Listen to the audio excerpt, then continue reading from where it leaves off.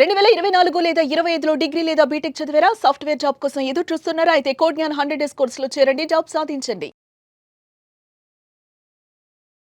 Hello viewers, welcome to our channel. ఈరోజు మనతో పాటు ప్రముఖ న్యాయవాది శ్రీమతి ఆకుల రమ్యకుమారి గారు ఉన్నారు. నమస్కారం అండి. నమస్తే అండి. సో రమ్యకుమారి గారు, ఈ మధ్య ఎక్కువగా చూస్తున్నాం, చాలామంది కూడా వర్కట్నం అనే కేసుల మీద ఎక్కువగా కేసులు అనేది నమోదవుతున్నాయి కదా. సో ఎన్నోసార్లు చెప్తూనే ఉన్నారు అసలు వర్కట్నం అనేది తీసుకోకూడదు, తీసుకోవడం నేరం అండ్ అలాగే ఇవ్వడం కూడా నేరం అని చెప్తున్నారు కదా. సో తీసుకునేటప్పుడు తీసుకున్న వాళ్ళ మీద కేసు అనేది నమోదు చేస్తూ ఉన్నాం. కానీ చాలా వరకు అన్నారు తీసుకోవడమే కాకుండా ఇవ్వడం కూడా నేరం అని చెప్పి. ఇచ్చే వాళ్ళ మీద కూడా కేసు అనేది నమోదు చేయొచ్చా, లేదంటే ఊరికే మాట వరుసకి అలా చెప్తున్నారా ఇవ్వడం అనేది నేరము అనేది? అంటే జనాలు రెగ్యులర్గా అనుకుంటూ ఉంటారు.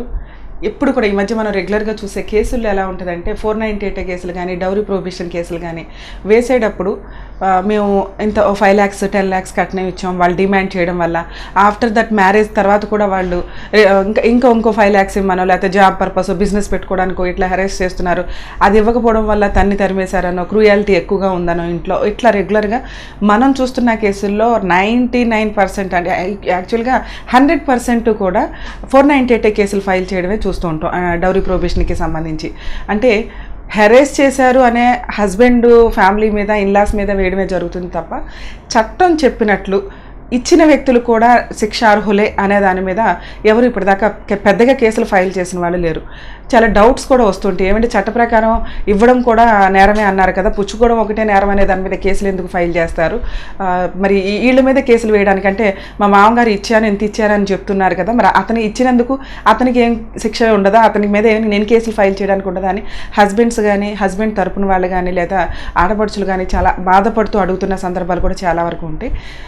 చట్ట ప్రకారం డౌరీ ప్రొహిబిషన్ యాక్ట్ 1961లో సెక్షన్ 3లో క్లియర్గా చెప్పారు, డౌరీ ఇవ్వడం తీసుకోవడం రెండు నేరమే.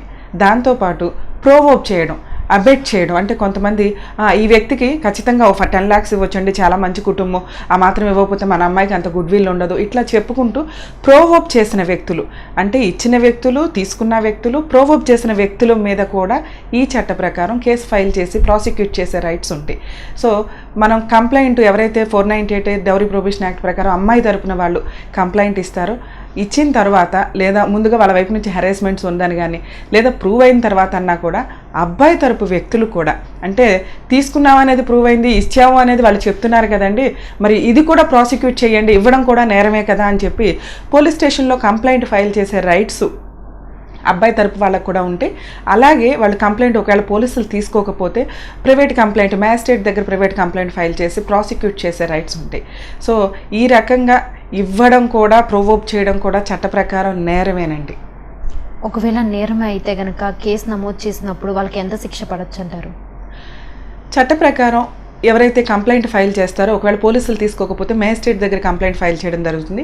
ప్రాసిక్యూట్ జరిగిన తర్వాత చట్ట ప్రకారం ఇచ్చిన వ్యక్తులకు కానీ తీసుకున్న వ్యక్తులకు కానీ అబెట్ చేసి ప్రోవోక్ చేసిన వ్యక్తులకు కానీ 5 years పనిష్మెంట్ ఉంటుందండి. అలాగే 15,000 ఫైన్.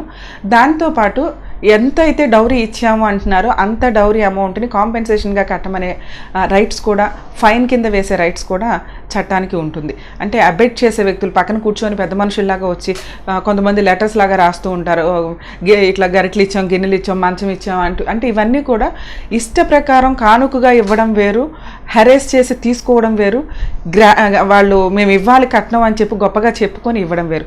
ఇవన్నీ కూడా యాక్చువల్గా మనకి పురాతనంగా వచ్చిన కొన్ని లక్షణాలు. ఇప్పుడు జనరేషన్ మారింది, చట్టాల్లో చేంజెస్ వచ్చినాయి. చట్ట ప్రకారం డౌరీ ఇవ్వడం కూడా నేరం అనేది కొంత సీరియస్గా తీసుకోవాల్సిన అవసరం. సుప్రీంకోర్టు వీటికి సంబంధించి సుప్రీంకోర్టు చాలా సందర్భాల్లో గైడ్ లైన్స్ కూడా ఇష్యూ చేశారండి.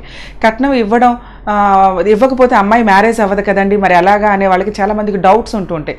మన సమాజంలో స్వతహాగా కొన్ని వేల సంవత్సరాల నుంచి స్త్రీకి గౌరవప్రదంగా, అంటే ఫర్దర్గా ఒకసారి మ్యారేజ్ అయిపోయినాక ఆ కుటుంబానికే స్త్రీ చెందుతూ ఉంటుంది కాబట్టి తనకి ఫైనాన్షియల్గా రేపటి రోజున పుట్టింటికి వస్తే ఏమైనా సెటిల్మెంట్ అవ్వదు.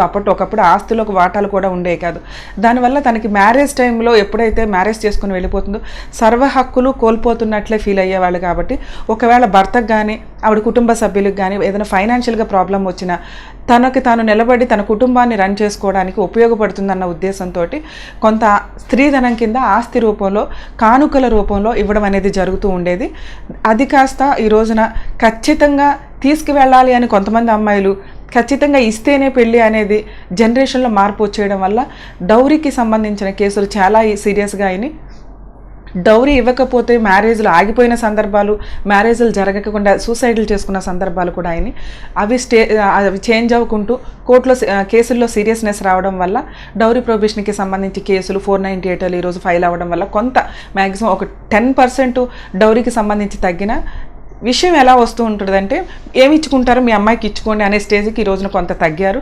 కొంతమంది అసలు తీసుకోవట్లేదు. కానీ మ్యారేజ్ గ్రాండ్గా చేయాలి అనే ఇష్యూస్ పెట్టడం అనేది కూడా మనం చూస్తున్నాం. ఏ రకంగా చూసినా ఎంగేజ్మెంట్ టైంలో ఎప్పుడైతే వీళ్ళు డౌరీ అడిగారు, ఇంత అమౌంట్ ఇస్తేనే మ్యారేజ్ లేదా కానుకగా ఇంత ఇవ్వండి అన్నారో అది డౌరీ హెరాస్మెంట్ కిందకే వస్తుంది. కాబట్టి అప్పుడే అమ్మాయి తరపు తండ్రి కానీ ఎవరైనా ఉన్నారో ఆ మ్యారేజ్ క్యాన్సిల్ చేసుకోవాలి అని సుప్రీంకోర్టు చెప్తుంది.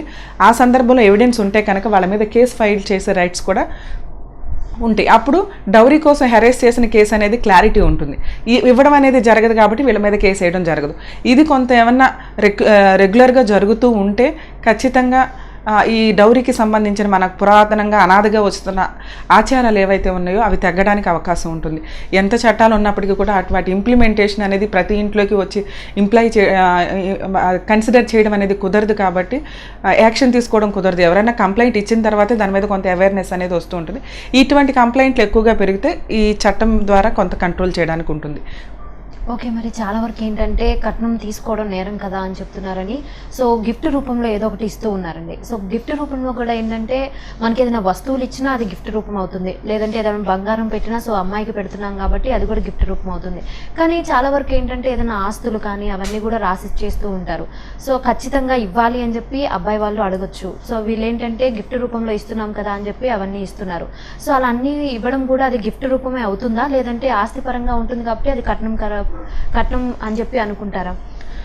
పెళ్లి టైంలో కానుకల రూపంలో కానీ గిఫ్ట్ రూపంలో కానీ ఇష్టపడి ఎటువంటి హెరాస్మెంట్ లేకుండా ఇస్తే కనుక అవన్నీ కానుకల కింద స్త్రీధనం కిందే వస్తాయండి. అలా ఇవ్వచ్చు అనేది చట్టం కానీ మన ఆచారాలు కానీ చెప్తూ వచ్చినాయి. ఎప్పుడైతే కంపల్సరీ ఇవ్వాలి లేదా అమ్మాయికి ఇచ్చే ఆస్తి ఇద్దరి పేరు మీద రాయాలి లేదా అమ్మాయికి ఖచ్చితంగా ఆస్తి రాసి ఇవ్వాల్సిందే అనే కొంత హెరాస్మెంట్ ఫోర్సుబుల్ ఉంటే కనుక అది డౌరీ హెరాస్మెంట్ కిందకే వస్తుంది. కంప్లైంట్ ఫైల్ చేసే రైట్స్ వాళ్ళకు ఉంటాయి. ఎప్పుడైతే ఇచ్చాము ఇష్టపూర్వకంగా ఇవ్వడం వేరు, అవతల వాళ్ళు కానీ వీళ్ళు కానీ కొంత కాంప్రమైజ్ అయిపోయి ప్రొసీడింగ్స్ నడిస్తే ప్రాబ్లం లేదు. కానీ ఇవ్వడం వల్ల మ్యారేజ్ జరిగింది ఇచ్చాము అని వీళ్ళు చెప్పినా లేదా ఖచ్చితంగా వాళ్ళు హెరాస్ చేయడం వల్లే ఇవ్వాల్సిన పరిస్థితి వచ్చిందని వీళ్ళు కేసులు ఫైల్ చేసినప్పుడు ఒకవేళ అది నిజం కాకపోతే అబ్బాయి తరపు వాళ్ళు కూడా కట్నం ఇచ్చాము అని ఎవరైతే కేసు ఫైల్ చేశారో ఆ మామగారి మీద ఆ వైఫ్ మీద ఎవరైతే చెప్తున్నారో ఆ వ్యక్తులందరి మీద కూడా కంప్లైంట్ ఫైల్ చేసే రైట్స్ ఉంటాయి. అలా అనుకొని ప్రతి ఒక్కళ్ళు ఇది యూస్ చేసుకోవచ్చు కదండి, మరి ఇప్పటిదాకా ఎందుకు యూస్ చేసుకోలేదు అంటే కనుక ఖచ్చితంగా 99% ఎవరు యూస్ చేయలేదు. ఎందుకు అంటే అమ్మాయికి సంబంధించి మన సమాజంలో కానీ ఇప్పటిదాకా డౌరీ ఇవ్వకుండా మ్యారేజ్లు జరుగుతున్న సందర్భాలు లేవు. దీనికి సంబంధించి high court judgements, Delhi high court judgements చాలా ఉన్నాయి.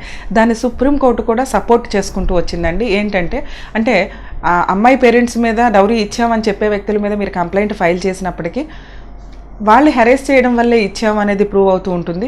ఆల్రెడీ అమ్మాయి లైఫ్ స్పాయిల్ అయిపోయి కోర్టుల చుట్టూ తిరుగుతున్న సందర్భంలో వీళ్ళు ఈ కేసు ఫైల్ చేయడం వల్ల రివర్స్లో ఫాదర్ ఇన్ లా మీద కేసులు అంటే అమ్మాయి తరపు తండ్రి మీద తల్లి మీద కానీ అమ్మాయి తరపు మీద కానీ కేసులు ఫైల్ చేయడం వల్ల వీళ్ళకి మహిళలకు జరగాల్సిన న్యాయం పూర్తిగా జరగదు. నెక్స్ట్ ఇవ్వడం పుచ్చుకోవడం అనేది వీళ్ళు ఎంత ప్రోవోక్ చేస్తే అమ్మాయి పరిస్థితుల్లో ఆ సందర్భంలో ఇవ్వాల్సి వచ్చింది అనేది ఎక్స్ప్లెనేషన్ చేస్తూ గైడ్ లైన్స్ ఇష్యూ చేశారండి. అంటే ఇచ్చారు అనే వ్యక్తుల మీద మీరు కంప్లైంట్ ఫైల్ చేసి ప్రాసిక్యూట్ చేసి కొంతకాలం ఫైట్ చేయగలరే కానీ సుప్రీంకోర్టు గైడ్ లైన్స్ కానీ సుప్రీంకోర్టు హైకోర్ట్స్ యొక్క జడ్జిమెంట్స్ వల్ల వాళ్ళకి పెద్ద పనిష్మెంట్ పడుతున్న సందర్భాలు ఏమీ లేవు. నెక్స్ట్ అమ్మాయిలు వేసే 3 కేసులు ఫైట్ చేయడంతో పాటు ఇదొక కేసుతో ఫైట్ చేయడం అనేది ఎంత తక్కువ కేసులు ఉంటే అంత త్వరగా బయటపడడానికి అవకాశం ఉన్న సందర్భంలో పరువు నష్టం కేసులనో లేకపోతే డౌరీ ఇచ్చారు అనేది వాళ్ళే చెప్తున్నారు కాబట్టి ఇంకో కేసు వేసి అరెస్ట్ చేస్తాం అనడం వల్ల వీళ్ళ క్రూయాలిటీని కొంత చూపించుకోవడమే అవుతుంది. కాబట్టి నిజంగా డౌరీ తీసుకోకుండా మ్యారేజ్ చేసుకుంటే సేఫ్ సైడే. ఇవ్వడం కూడా చట్ట ప్రకారం నేరమే అయినప్పటికీ ఏ సందర్భంలో ఇవ్వాల్సి వచ్చింది అనేది వాళ్ళు ప్రాపర్గా ప్రూవ్ చేసుకోగలిగితే అటువంటి కేసుల్లో అబ్బాయి కంప్లైంట్ ఫైల్ చేసినా కూడా పెద్ద పనిష్మెంట్స్ పడవు. Okay, thank you so much Ramya గారు, థ్యాంక్ యూ. సో చూసారు కదండి, ఈ వీడియో కనుక మీకు నచ్చినట్లయితే లైక్ చేయండి, షేర్ చేయండి. ఇలాంటి మరిన్ని వీడియోస్ కోసం మా ఛానల్ని సబ్స్క్రైబ్ చేయండి. Thank you.